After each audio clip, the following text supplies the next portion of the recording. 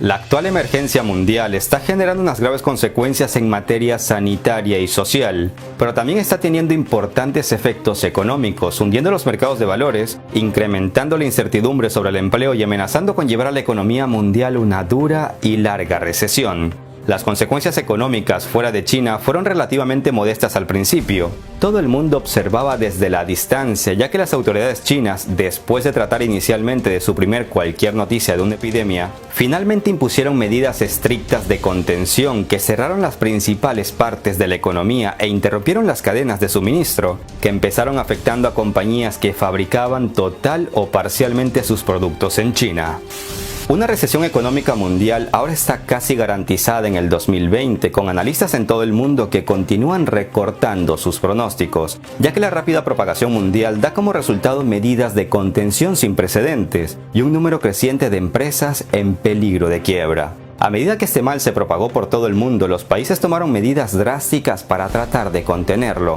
En un video de febrero sobre las consecuencias económicas iniciales del brote, que los invito a volver a ver, hablábamos de grandísimas pérdidas, pero visto lo visto en las últimas semanas, esos datos parece que se irán multiplicando. En medio de esta crisis, el comercio internacional de bienes y servicios ha jugado un doble papel. Ha sido un vector para difundir la enfermedad que sentenció la propagación por el mundo y también las primeras víctimas económicas al haber cerrado su fuente de negocios. Me refiero a las aerolíneas, cruceros, trenes, hoteles, en definitiva, al sector turístico y del transporte.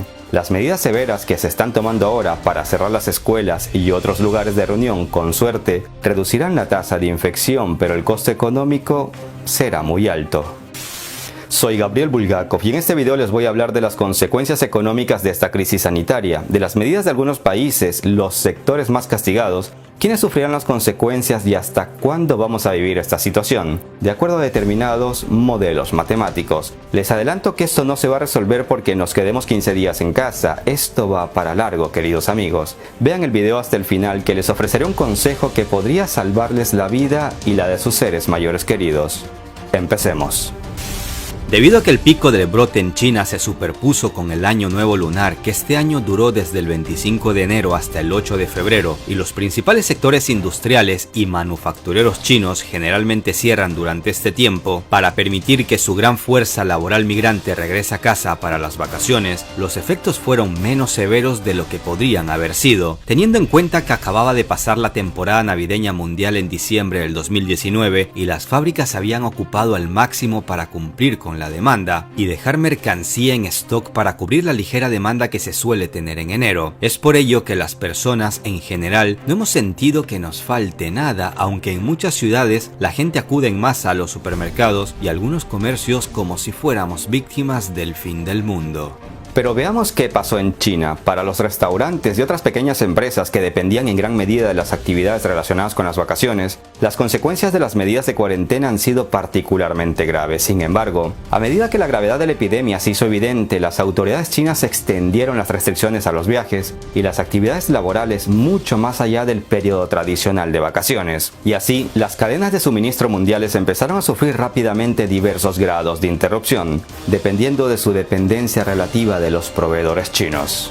Los sectores del automóvil y la electrónica se han visto particularmente afectados. En los Estados Unidos empieza a presentarse escasez de piezas y esto desencadenará en retrasos o paros en la producción y a la larga en cierre de fábricas. Apple se enfrenta a un doble golpe con el cierre de las operaciones de ensamblaje en China que afecta su producción y como consecuencia la demanda china no pueda ser cubierta en su totalidad.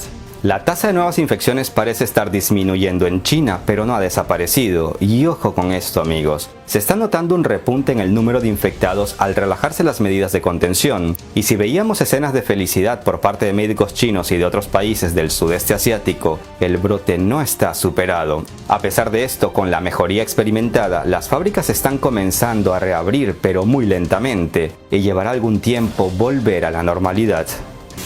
Al mantenerse la cuarentena, muchas personas no han podido regresar a ocupar sus trabajos, donde oficialmente las fábricas han vuelto a trabajar, un factor importante en esta paralización industrial. Una consecuencia de las interrupciones económicas es que China probablemente no podrá cumplir con sus compromisos de compra en virtud del acuerdo comercial de fase 1 que firmó con Estados Unidos y que puso pausa al desencuentro comercial entre las dos naciones. La crisis sanitaria está teniendo un impacto devastador en la economía de Estados Unidos. Después de alcanzar un máximo de 29.000 puntos en febrero, el Dow Jones cayó por debajo de los 21.000 puntos a mediados de marzo, una caída de casi el 30%. El 16 de marzo, el Dow Jones se dejó casi 3.000 puntos, la mayor caída de un día en la historia. Los analistas ya han reducido sus pronósticos de crecimiento global para este año a entre el 1 y 2%, atribuyendo la certeza de una recesión al cierre de economías clave en Europa y Estados Unidos, junto a una peor actividad económica china de la esperada en el primer trimestre y el impacto negativo que el virus está teniendo en todos los aspectos de la vida. La pregunta ahora es ¿cuán profunda será la recesión y cuánto durará? Pues en el peor de los casos, el crecimiento débil continuará hasta el 2021. A medida que Estados Unidos intenta parar la propagación de la crisis y contener el brote, la vida se detiene lentamente y con ello gran parte de la economía.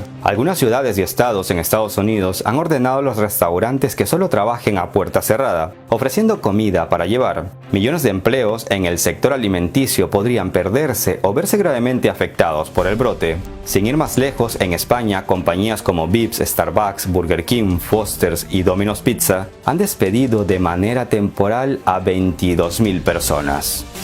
Algunos trabajadores estadounidenses ya han sido despedidos o suspendidos y es probable que haya más recortes de empleo. A medida que la gente empieza a distanciarse socialmente, las personas con empleos de oficina y sin trato al público podrán trabajar más fácilmente desde su hogar, mientras que los trabajadores por hora en sectores como la hostelería y el comercio minorista pueden ser despedidos a medida que sus empresas obtienen menos ingresos. Esto pone en peligro aún más a algunos de los trabajadores menos seguros económicamente del país. Los trabajos en estos sectores a menudo son a tiempo parcial y generalmente pagan bajos salarios. Y este mismo escenario sucede o le espera a la mayoría de nuestros países, una gran pérdida de empleo.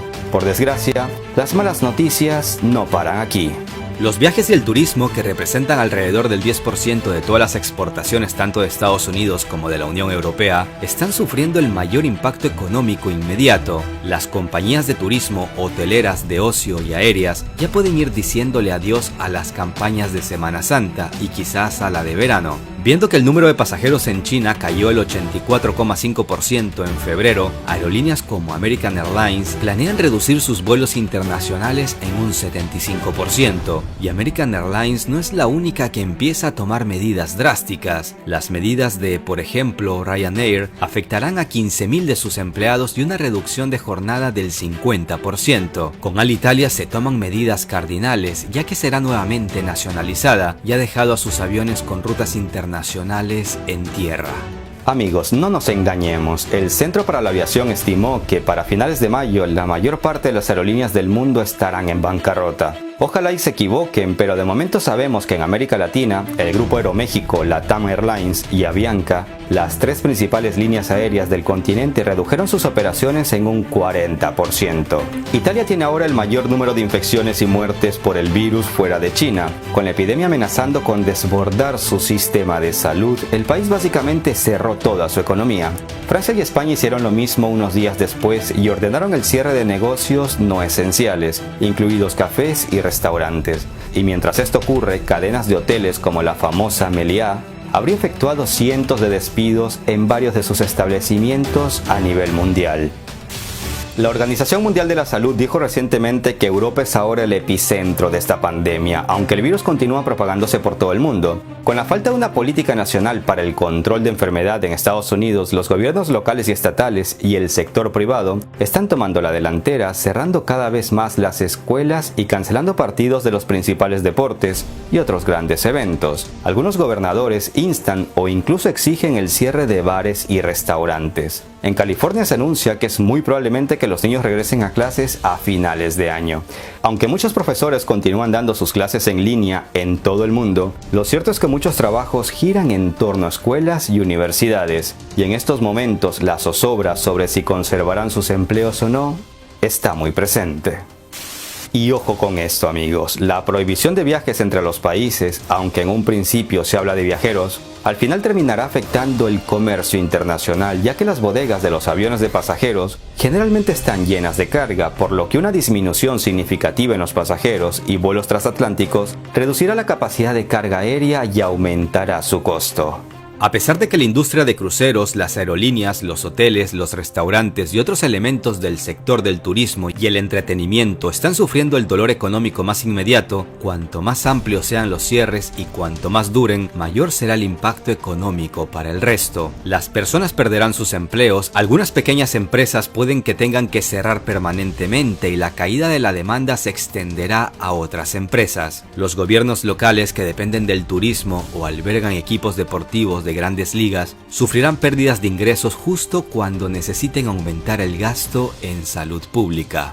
Les adelanto un dato devastador. Unas 25 millones de personas en todo el mundo podrían perder sus empleos a causa de esta crisis sanitaria si los gobiernos no actúan rápidamente para proteger a los trabajadores, según ha afirmado la Organización Internacional del Trabajo. La economía mundial está en su posición más precaria desde la crisis financiera mundial del 2008. La situación actual ha dado un duro golpe al crecimiento global que se enfrió durante los últimos 2 años a un nivel moderado. Debido a que la economía china se desaceleró bruscamente en el primer trimestre del 2020 y como China representa el 17% del PIB mundial, el 11% del comercio mundial, el 9% del turismo mundial y más del 40% de la demanda mundial de algunos productos, las repercusiones negativas para el resto del mundo son considerables.